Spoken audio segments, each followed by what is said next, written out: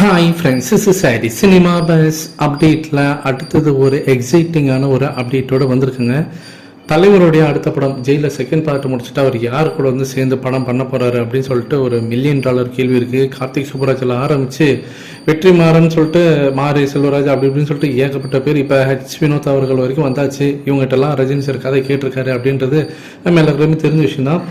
ஆனால் சைலண்ட்டாக ஒரு பக்கம் வந்து ஒரு ஒர்க்ஸ் நடந்திருக்கு. ஒரு பக்கம் வந்து வேல்ஸ் இன்டர்நேஷனல் ஃபிலிம் அவங்க ஒரு பக்கம் வந்து ரஜினி சார்கிட்ட பேச்சுவார்த்தையில் ரொம்ப தீவிரமாக இறங்கியிருக்காங்க.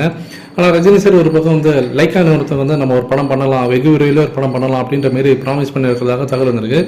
இதன் அடிப்படையில் பார்க்கும்போது ரஜினி சார் அநேகமாக அடுத்தது மணிரத்னத்தை கூட ஒரு படம் பண்ணுறதுக்கு நிறைய வாய்ப்புகள் இருக்குது அப்படின்ற மாதிரி சொல்லியிருக்காங்க.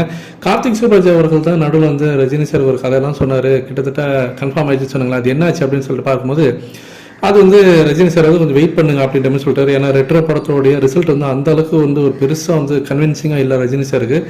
இன்னொரு பக்கம் பார்த்தீங்கன்னாக்கா கார்த்திக் சுப்புராஜ் அவர்கள் அடுத்தது வந்து ஒரு இண்டிபெண்டன்ட் மூவி எடுக்க போகிறதாக அவர் வந்து அந்த ரெட்ரோ படத்தோட ப்ரொமோஷனில் வந்து சொல்லிட்டார். அந்த இன்டர்வியூல அவர் சொல்லிட்டாரு, நான் அடுத்து வந்து ஒரு இண்டிபெண்டன்ட் மூவி தான் எடுக்க போகிறேன், புதுமுகங்களை வச்சு ஒரு புதுசாக ஒரு ட்ரை பண்ண போகிறேன் அப்படின்ற மாதிரி அவர் பேசிட்டார். ஸோ ஒரு தலைவர் வச்சு அவர் படம் பண்ணலை அப்படின்றது அங்கே கன்ஃபார்ம் ஆயிடுச்சு. இன்னொரு பக்கம் ரஜினி சார் லைக்கான ஒருத்துக்கு ஒரு படம் பண்ணுறதா இருக்காரு. அந்த படம் மணிரத்னம் படமாக தான் இருக்க போது. லைக்காக்கும் மணிரத்னத்துக்கும் நல்ல ஒரு ரேப்போ, நல்லா வந்து பார்த்தீங்கன்னா ஒரு பாண்டிங் வந்து உருவாயிடுச்சு. ரஜினி சாருக்கும் லைக்காக்குமே ஒரு நல்ல பாண்டிங் இருக்குது. ஒரு ட்ரையாங்கிள் பார்த்தீங்கன்னாக்கா அந்த ட்ரையோ வந்து பயங்கரமாக வந்து ஒரு ரேப்போ உருவாகி இருக்கு. இந்த படத்தை பண்ணுறதுக்கு மணிரத்னமும் ரொம்ப ஆர்வமாக இருக்கிற ரஜினி சார் வச்சு ஒரு படம் பண்ணிடலாம். ஏன்னா கமல்ஹாசன் வச்சு ஒரு படம் பண்ணுறாரு, இப்போ தங்க லைஃப் ரிலீஸ் ஆக போகுது, அடுத்தது தலைவர் வச்சு ஒரு படம் பண்ணிடலாம் அப்படின்ற மாதிரி அவரு நினச்சிருக்காராம். இந்த படத்துக்கு ரஹ்மான் அவர்கள் தான் இசையமைக்க போகிறதாக இப்போ தகவல் ஒரு பக்கம் ஓடினுக்கு.